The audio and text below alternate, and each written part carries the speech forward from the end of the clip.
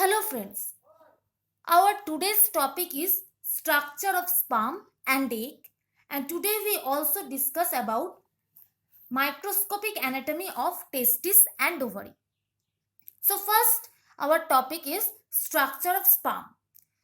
The matured sperm is generally has four parts. This is the head part, after that this is the neck part, and then body part, and after that tail part. This whole is tail part. First we discuss about the head part. The head of the sperm is generally contain one single nucleus, and at the frontal side of head there is a cytoplasmic membrane named acrosome. This acrosome is filled with enzyme that help in fertilization of ovary.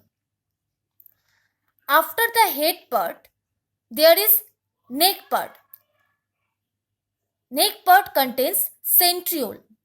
The centrioles which are at the site of head are known as proximal centriole, and the centrioles which are at the site of midpiece or body is known as distal centriole.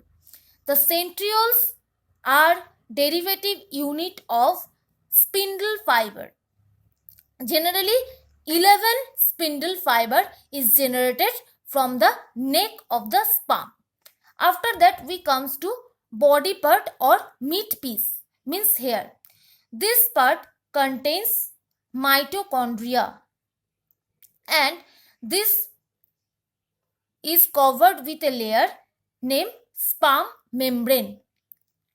These are mitochondria, and this part is covered with sperm membrane. Generally length of this part is 5 to 7 micron and breadth is 1 micron only. After that, tail part or flagellum part.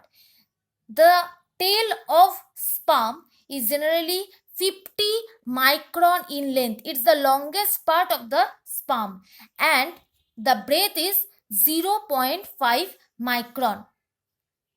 The tail is covered with mitochondrial sheath. Here sperm membrane is present which cover the mitochondria, and after that the sperm membrane continues to cover the tail part which is known as mitochondrial sheath, and the fluid medium, the tail part, helps the sperm to swim. Now the different parts function. First, the sperm is covered with a plasma membrane. It envelops the whole body of the sperm. Different parts contain different names. The mitochondrial part is known as sperm membrane. The tail part is known as mitochondrial sheath, but the function are same, that they cover the whole body. Acrosome filled with enzyme that help in fertilization with ova.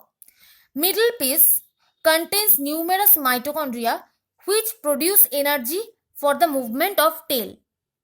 That's why we call mitochondria the storehouse or powerhouse of the cell. Then the tail part generally facilitates sperm's motility, which is essential for fertilization. And nucleus part of the head carries haploid number of genes, means n number of genes. This is the structure of sperm. This is the structure of ovum. So generally a matured ovum is generally oval in shape, and the inner membrane of ova is known as vitelline membrane. After the vitelline membrane, there is a thick layer of cell that is known as zona pellucida. This layer is known as zona pellucida. And between the zona pellucida and vitelline membrane, there is a space which is known as perivitelline space. The cytoplasm of sperm, means this area, is known as ooplasm. Generally, it is a normal cytoplasm. Because it is the cytoplasm of ova, that's why it is specialized name as ooplasm. In the ooplasm, there is a various cell organelle is present. They are nucleus, centrosome, mitochondria, RNA, glycogen, and yolk material, etc. The outer layer, actually thick layer over the zona pellucida, is known as corona radiata. It's a simple cellular structure, but the layer is much more thicker than the inner vitelline membrane or zona pellucida structure, and this is known as corona radiata. Generally, human ovum lost his fertilization power after 48 hours of his ovulation. In a ovum, there is 22 autosome and 1 X chromosome is present. This part is known as nucleus part. This part is known as animal pole, and just opposite of it means this part is known as vegetal pole. This is the structure of ovum, and when ovum is released from the secondary oocyte, then the incident is known as ovulation, and this ovulation is termed or released on the function of LH, means luteinizing hormone. Now we came to the microscopic anatomical structure of testis and ovary. This is the cross section through the testis. If anyone takes thin slices from the testis and examines them with a microscope at high magnification, the testis is seen to be full of tiny tubules, that is seminiferous tubules.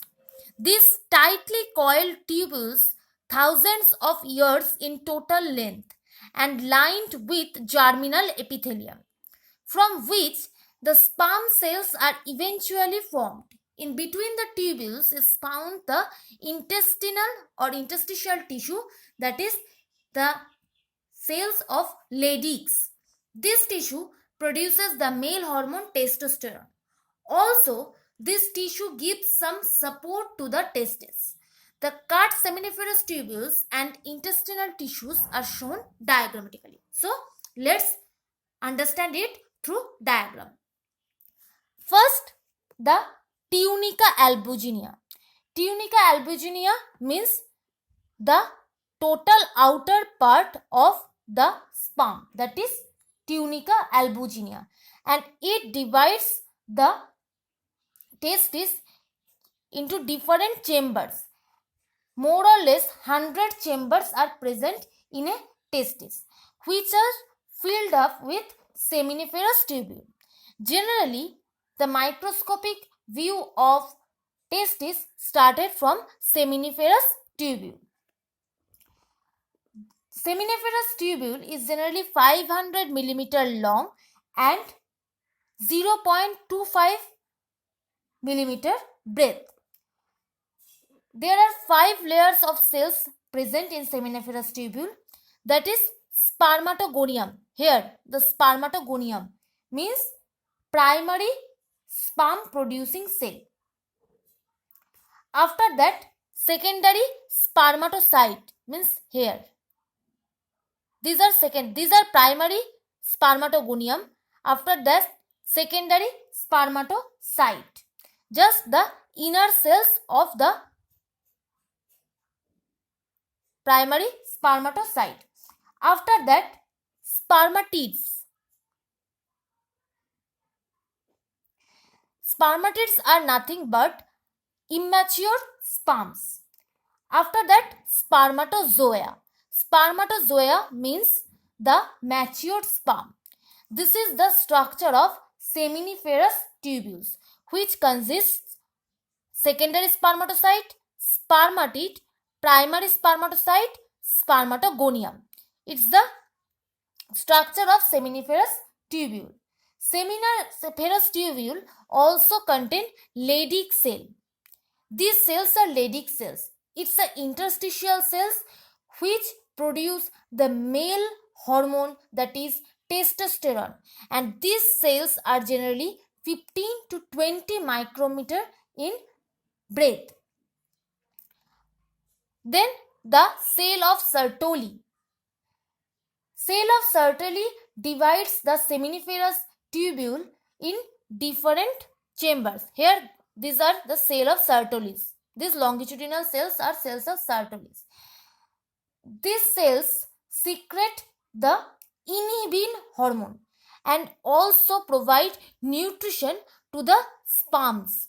Here are the matured sperms.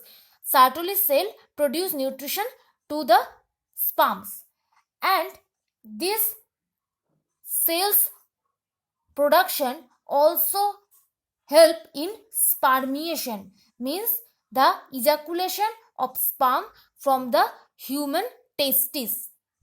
This is the Sertoli cell. This is the Leydig cell.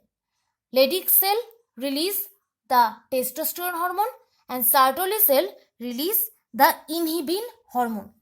And there are different tubules present in the testis. Here are the different tubules. Tubules are just the pipelines, and these tubules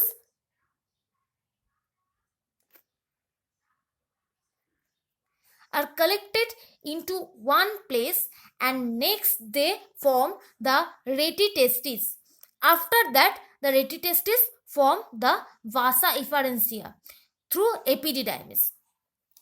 This structure we also found in the structure of testis. So tubules which are present here, first they collected itself and then form retitestis. From the retitestis, epididymis is formed. From the epididymis, vasa efferentia is formed. So you have to remind that microscopic anatomy of testis is 4 parts mainly, that is tunica albuginea, which bisect the testis into several parts. After that, seminiferous tubules, which has generally the 5 types of cells, that is spermatogonia.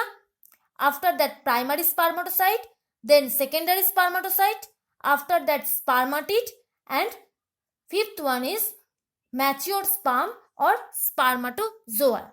After that, interstitial cells of Leydig, which produce the testosterone hormone, and Sertoli cell, which produce the inhibin hormone. After that, we discuss about the microscopical structure of ovary. This is the microscopic anatomical structure of ovary. Generally, ovary consists with germinal epithelium, tunica albuginea, stroma, primordial follicles, Graafian follicles, corpus luteum, interstitial cell. The main parts are discussed here. First one is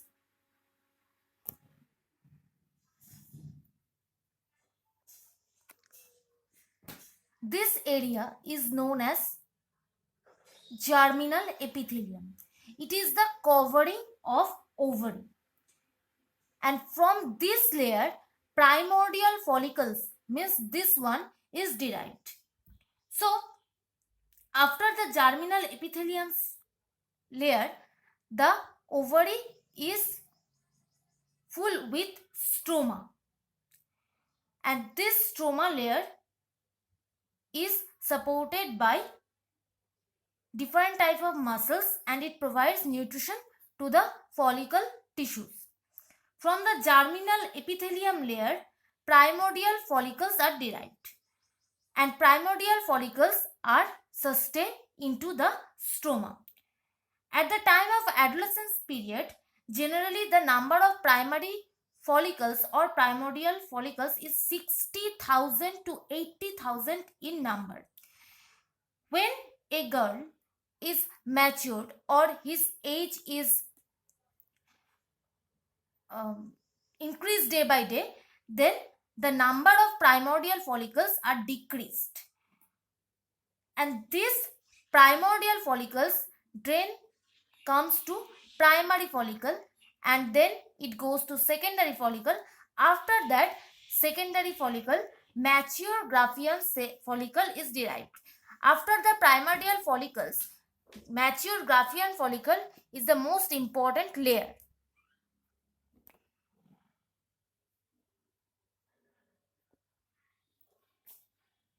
The Graafian follicle consists with a egg. This is the egg or ovo. This space is known as antrum. Beside the antrum, cells are present. These cells cover the ovary. The liquor between the cells or the liquor present at the interstitial cell space, that is known as liquor folliculi. And there are two types of covering here present, that is theca interna means internal membrane and theca externa means outer membrane. So Graafian follicle consists with an egg or ova. This space is known as antrum. It is covered with different type of Graafian cells. The fluid present between the cells is known as liquor folliculi, and the outer membrane of Graafian follicle is known as theca externa, and the inner membrane is called theca interna. Then Graafian follicle turns into secondary oocyte. After that secondary oocyte, corpus luteum is found. Corpus luteum is the stage when ova is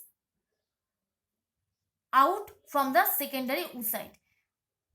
Only the cellular part when present, it is known as corpus luteum, means no ova is present in this stage.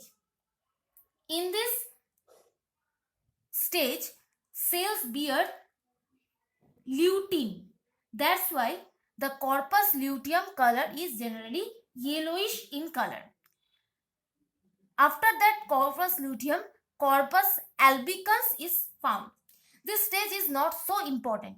Main stages are primordial follicles, which is generated from here, means germinative epithelium layer. After that primary follicle, then mature Graafian follicle. Matured Graafian follicles also release estrogen hormone. After that secondary oocyte, when ova is released or matured ova is released, after that corpus luteum stage, here ova is released from the secondary oocyte, only cellular layer is present. Lutein is present here, so cells are generally yellowish in color, and corpus luteum release the progesterone hormone. Now, what is the function of ovary? Estrogen and progesterone, they are the main hormone of female body. Progesterone hormone mainly regulated the pregnancy stages changes, and estrogen hormone is responsible to mature a girl body to a woman body and also control the menstrual cycle of female body. You have to remember it. Progesterone is related to pregnancy and estrogen is related to maturation of female body or menstrual cycle or secondary sex characters. Also a hormone released from a female body, that is name is relaxin.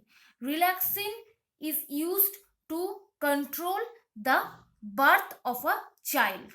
It helps to relaxation of uterus part of the female reproductive system.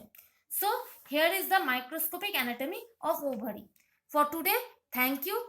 Next day we discuss about the another important topics of this chapter. Thank you.